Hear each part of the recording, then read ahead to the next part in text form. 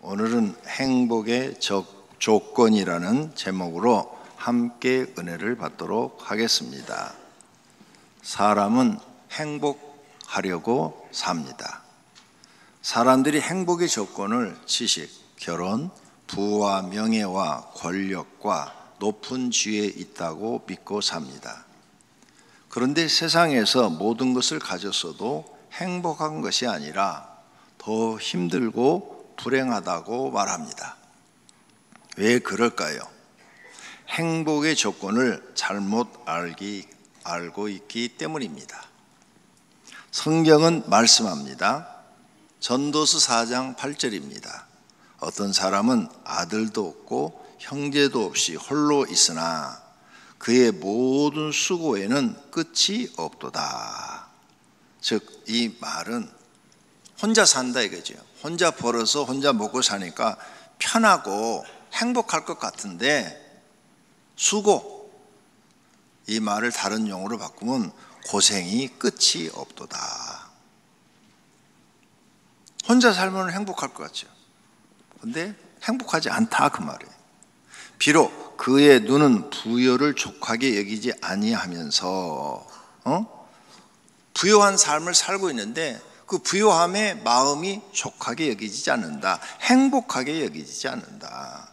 내가 누구를 위하여 이같이 수고하고 내가 누구를 위해서 이처럼 사는가? 내가 왜 고생을 하는가? 나를 위하여는 행복을 누리지 못하게 하는가? 나는 이렇게 혼자 살고 아무런 부담도 없고 내가 벌어서 내가 먹고 사는데 왜 나는 행복하지 못한가? 이렇게 느낀다는 거죠. 이것도 헛되어 불행한 노고로다.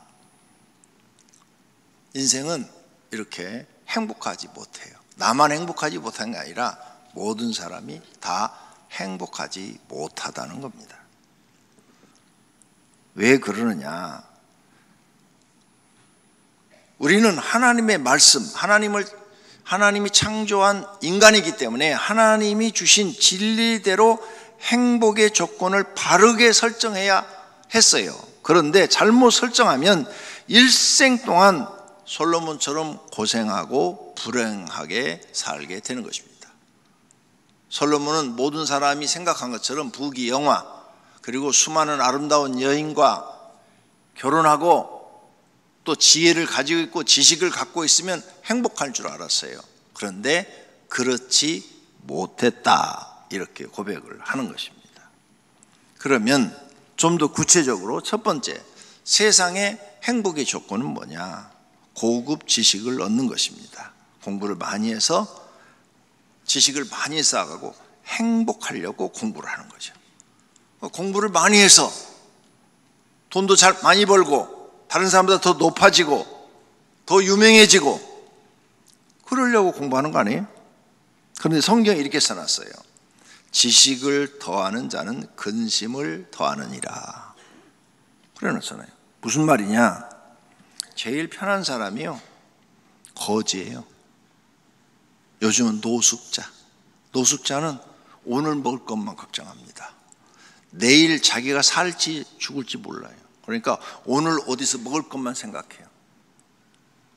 아무도 생각 안 해도 돼요. 나 오늘 혼자 먹을 것, 잠잘 것은 셌어 그분은. 아무데나 자면 되니까.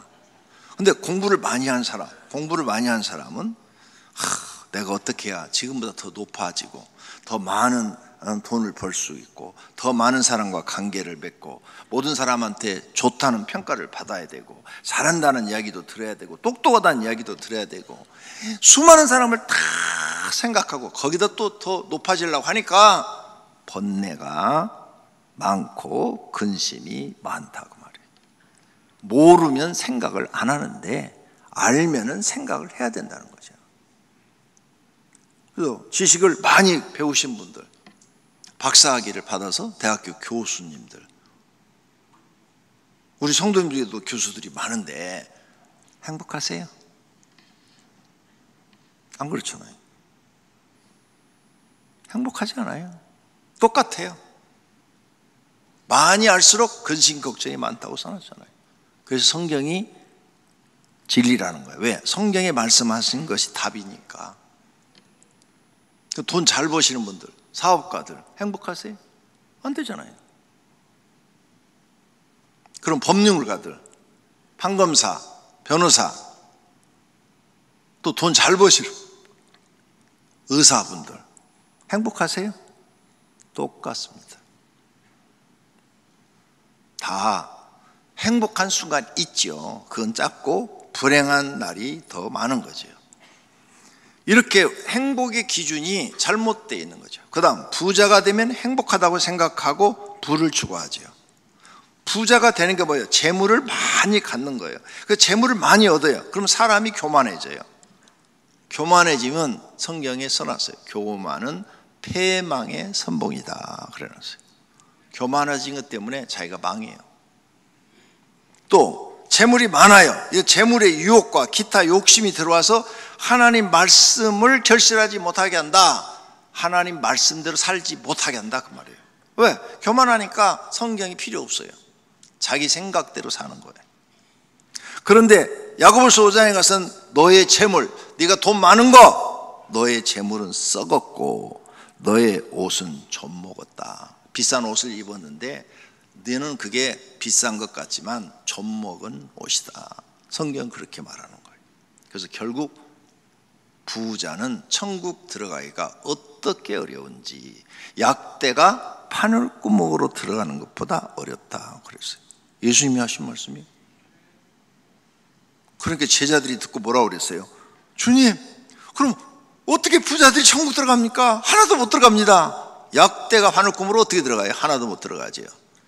그때 예수님이 또 이런 말씀을 하죠. 사람은 할 수 없으되 하나님은 할 수 있느니라. 아멘. 네. 하나님께 은혜 받은 사람, 선택받은 사람은 들어갈 수 있다 그 말이에요. 할렐루야. 그 다음 사람들은 행복의 기준이 결혼이에요. 결혼하면 행복하다고. 결혼해서 행복한 순간이 있었죠. 그러나 불행한 시간이 더 많았습니다. 그래서 50대 이상 되신 분들한테 물어보면 우리는 그냥 정으로 살아요. 거의 통일이에요. 통일. 정으로 살아요. 미운정 고운정 다 있어갖고요. 그냥 살아요. 이제는 정으로 사시잖아요. 사실. 그래 결혼하면 행복하다? 어떤 사람한테 맞는데 항상 행복한 사람은 아무도 없어요. 다 정으로 사시는 거예요. 그 다음 성공하면 행복하다? 명예, 권력, 부귀, 영화를 얻으면 행복하다고 생각하죠. 왜? 그걸 얻었으면 성공했으니까.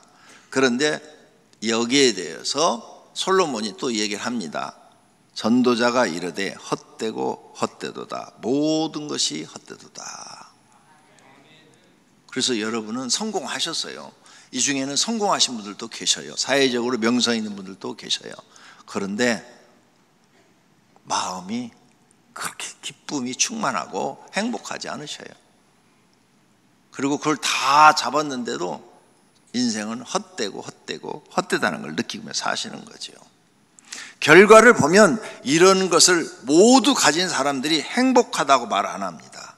부부간에 의심과 다툼이 많아지고 부모와 자녀들 사이에 거리가 멀어지고 이혼하고 또 이웃과 모른 척하고 형제들하고도 모른 척하고 미워하고 불행하게 살고 있습니다. 왜 그럴까요? 행복의 기준을 잘못 정했기 때문입니다. 삶의 기준을 잘못 정한 거죠. 성공하면 행복하다, 잘못 정한 거예요. 마귀가 세상에 이 잘못된 기준을 퍼뜨려 놨어요. 그래서 그 잘못된 기준으로 인생을 사니까 죽을 때까지 다 얻어도 행복하지 않습니다. 예수님이 이런 것이 행복의 기준이었다면 우리에게 가르쳐 주었을 것입니다. 그리고 자신이 모든 것을 가지고 우리에게 보여주면서 이렇게 살아야 행복한다 보여주셨을 것입니다. 그런데 예수님은 아무것도 소유하지 않았습니다. 그러나 언제나 평안하셨고 의를 행하셨고 절대로 악한 행동을 하지 않았습니다. 원수들에게도 악을 행하지 않았어요. 빌라도 앞에 섰을 때 빌라도가 예수님을 재판했죠. 반대로 하실 수 있어요.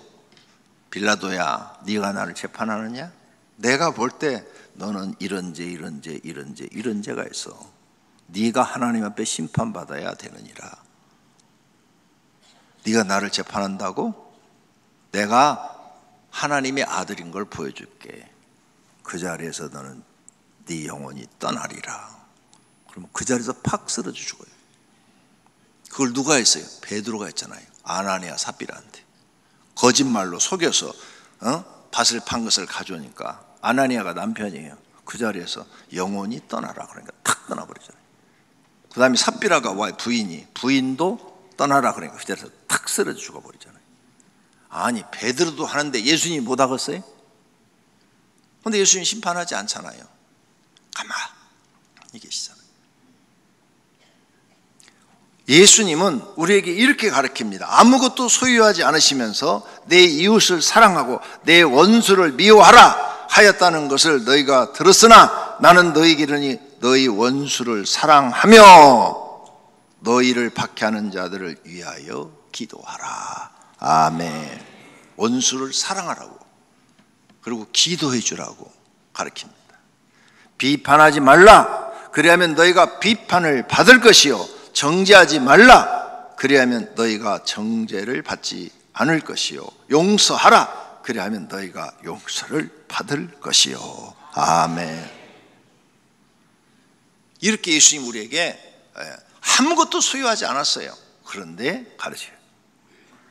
십자가를 지는 고난을 겪으면서도 편안하셨어요. 그리고 악을 행하지 않으셨고 끝까지 의로움을 보여주셨죠.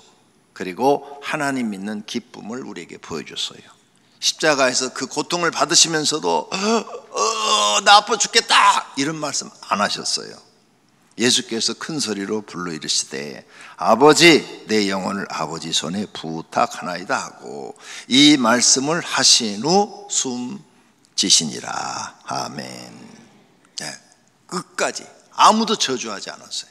아무도 저주하지 않고 내 영혼을 아버지께 부탁한다.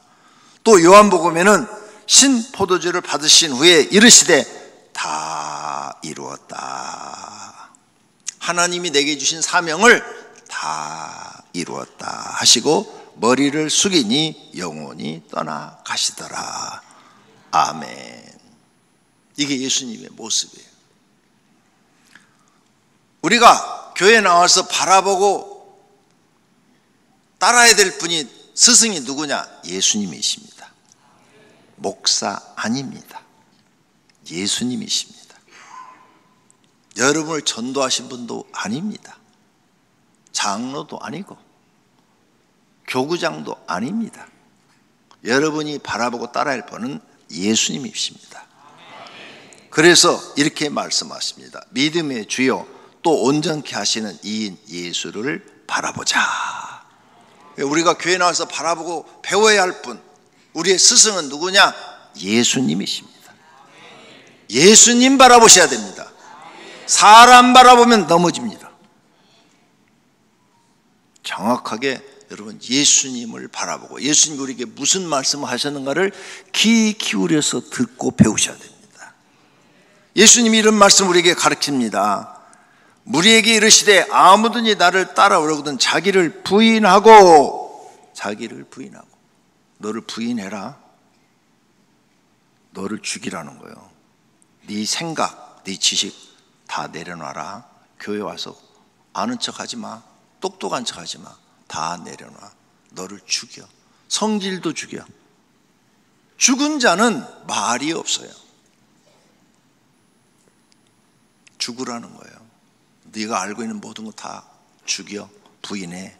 그 다음에 날마다 매일 날마다가 매일이잖아요. 매일 너의 십자가를 져라. 어떤 사람은 교회 나와서 주님 나 십자가 좀 내려놓게 해주세요. 너무 무거워요. 이런 기도를 해요. 그 사람은요 예수 안 믿을 사람이에요. 예수님이 먼저 큰 십자가를 지고 앞에 가시고 너희도 너희에게 주어진 십자가 다 지고 나를 따라오라 그렇게 말씀하시잖아요. 그게 힘든 거예요. 십자가가 고난의 길, 힘든 길, 나만 짊어지고 갈 수 있는 것. 예수님이 십자가 무겁다고 탁 던져버렸으면 인류 아무도 구원 못 받아요. 우리는 이방인이라 더 구원 못 받아요. 그걸 지고 가셨기 때문에 우리가 구원받을 수 있는 길이 생긴 것입니다. 우리도 우리에게 주어진 십자가 지고 가는데 그게 사명이에요. 예수님에게 주어진 사명, 너한테 주어진 그 사명 짊어지고 예수님을 따르라는 거예요. 문선명이도 따르지 말고 박태선이도 따르지 말고 예수님을 따르라는 거예요. 내가 먼저 지고 가니까 너희는 내 뒤를 따라오라. 그 말은 내가 너를 가르친 대로 너는 행하라, 이 말씀이에요. 그래서 우리 교회는 매일 주일날 복창을 합니다. 주보에 있죠?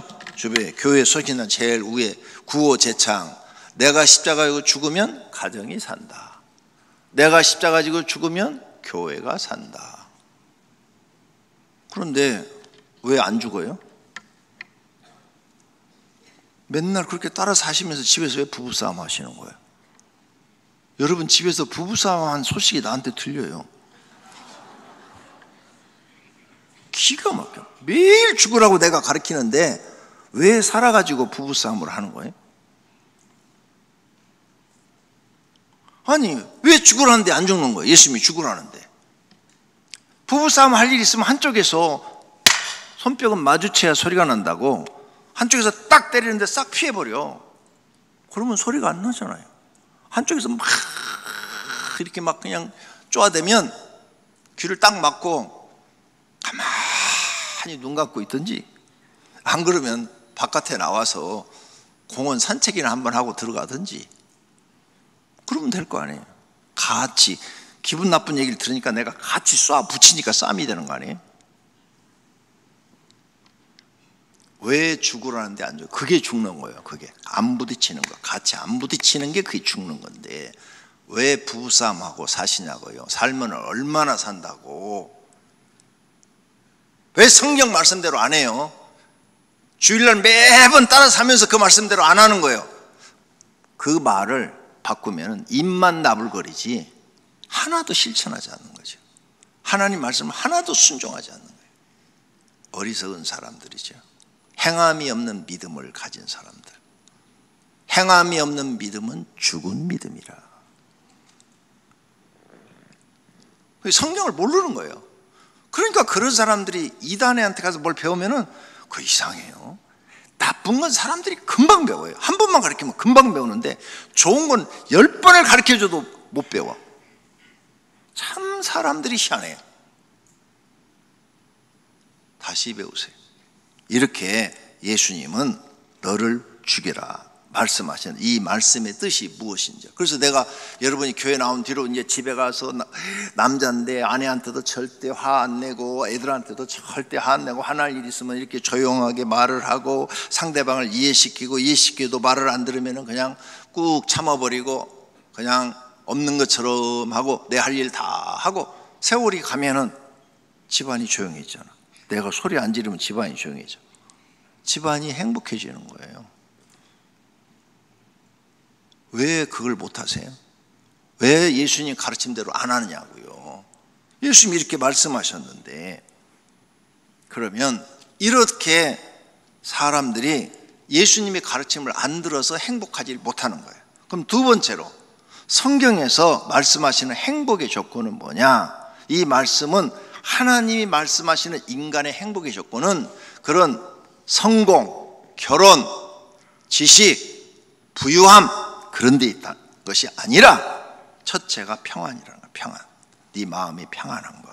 그래서 오늘 본문 말씀에 하나님의 나라는 먹고 마시는 것이 아니 오직 성령 안에 있는 의와 평강과 희락이라.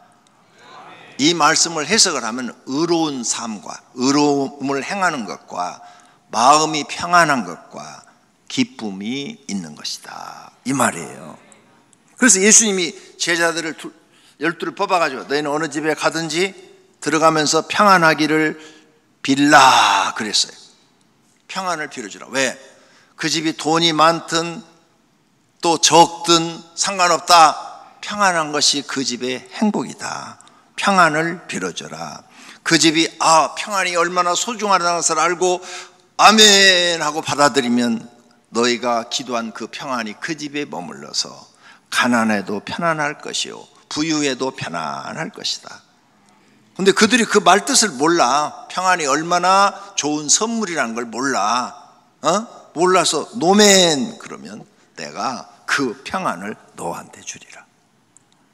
예수님이 제자를 이렇게 훈련시켰어요. 여러분, 평안이 얼마나 좋은 거, 돈보다도 좋고요, 성공하는 것보다도 좋아요. 근데 모르잖아요. 근데 예수님 지금 이렇게 가르치는 거예요. 이 평안을 여러분이 이루어 보세요. 그러면 마음의 천국이 이루어져요. 어떤 일에도 흔들림이 없어요. 항상 편안하니까. 이걸 소유하셔야 돼요. 이 얘기를 누가 하느냐? 사도 바울이 한 거예요.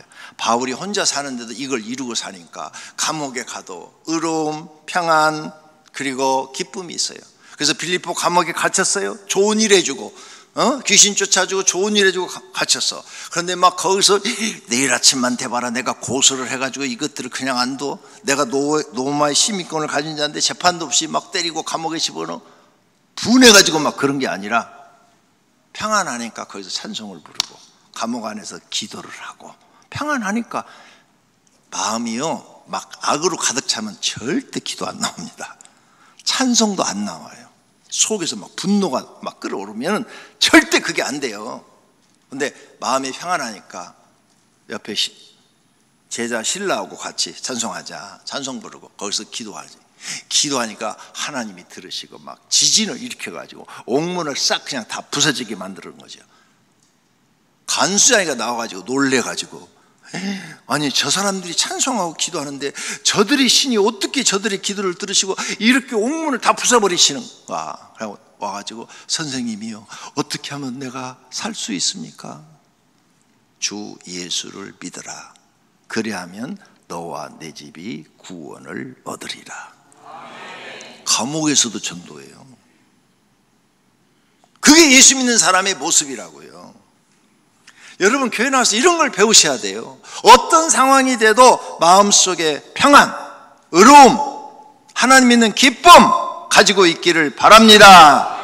그러면 여러분이 마음의 천국을 이룬 다음에 가정에서도 실천하면 가정 천국이 만들어집니다.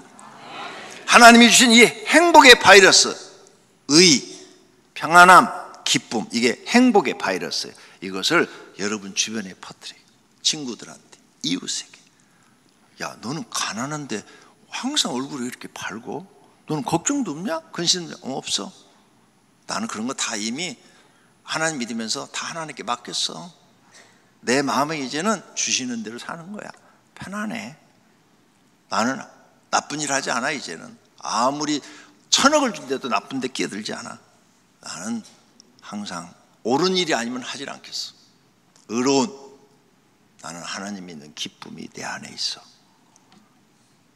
여러분, 이렇게 되면은 세상에 니체보다도 더 훌륭한 철학자가 되는 거예요. 플라톤보다도 더 위대한 철학자가 되는 거고. 그걸 예수님이 가르치고 있는데 교회 나와서 이런 건 안 배우고 뭘 배우고 계시는지 몰라. 이렇게 여러분이 사람들한테 이런 걸 가르치면 주변 사람들이 행복해지는 거예요. 나 때문에 주변 사람, 예수님 때문에 주변 사람들이 행복해졌어요. 예수님 제자들이 행복해졌어요. 이런 걸 가르치는 거예요. 그리고 예수님도 이렇게 사셨고 제자도 이렇게 살았고 초대교회 성도들도 이렇게 살았고 사도 바울도 이렇게 살은 줄로 믿습니다. 예수님이 온 세상에 행복 바이러스를 퍼뜨린 것입니다. 돈 없이 행복한 방법. 이런 멋있는 그리스도인이 되시기를 바랍니다. 하나님이 정해주신 행복의 조건은 가난해도 마음만 먹으면 즉시 시작할 수 있어요. 오늘부터 시작할 수 있어요. 부유해도 즉시 이룰 수 있습니다. 모두가 행복하시기를 축원합니다.